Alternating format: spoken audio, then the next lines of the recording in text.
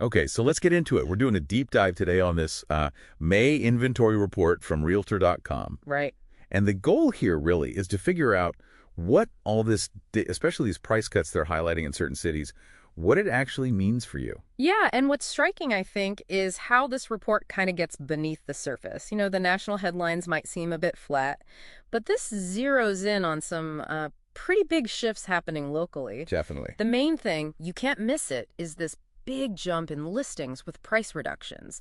Specifically, they call out Phoenix, Tampa, and Denver. And it's not small, is it? The numbers are kind of eye-popping. Phoenix, what was it? A 200% increase in listings with price cuts compared to last year. Yeah, 200%. It's huge. I mean, just think about that. Triple the chance of seeing a price drop on a listing there.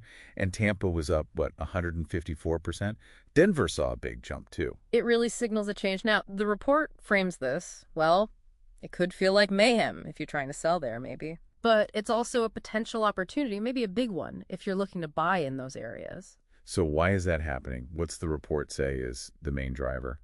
Well, it really boils down to something pretty basic. More inventory. It's classic supply and demand. Right. These cities have just seen more homes hit the market. So buyers, well, they suddenly have more choices than they did, say, a year ago. Much more. And more choice means less frenzy, less need for buyers to, make crazy offers immediately. Exactly. Sellers are finding they need to work a bit harder to get attention and dropping the price. That becomes a pretty important tool again when there's more competition. Makes sense. And it's not just the price cuts. The report also flags another key metric that's tied into this. Yeah. Days on market.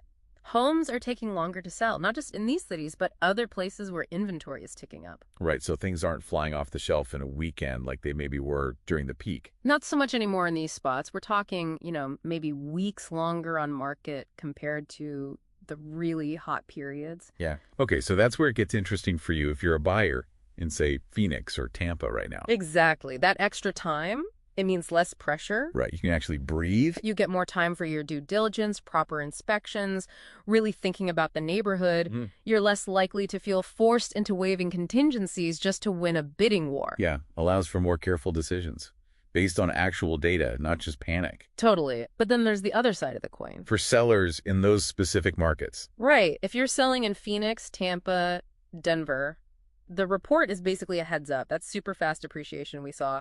It's cooled off there. So holding out for that absolute peak 2022 price might not work anymore. Probably not. Your house might just sit. And you might end up needing an even bigger price cut down the line. The source even had that line. Denial isn't just a river. Kind of pointed. Huh, yeah. Okay, but a really crucial point the report makes.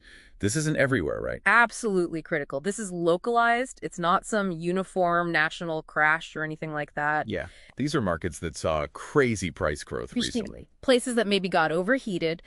Now, with inventory finally improving a bit there, they're seeing a correction, a recalibration.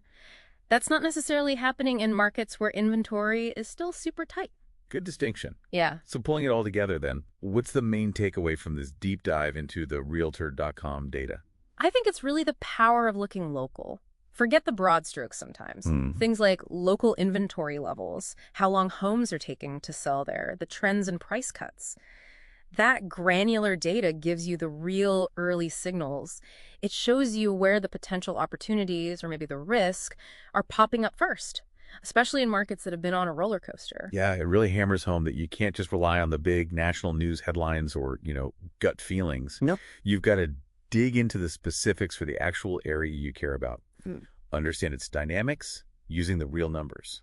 Which kind of leads to a final thought, maybe something for you listening to consider. This power of local data, it shows that even when there are big national trends, you can find these pockets of significant change, these potential advantages, if you just look closely enough at the right things.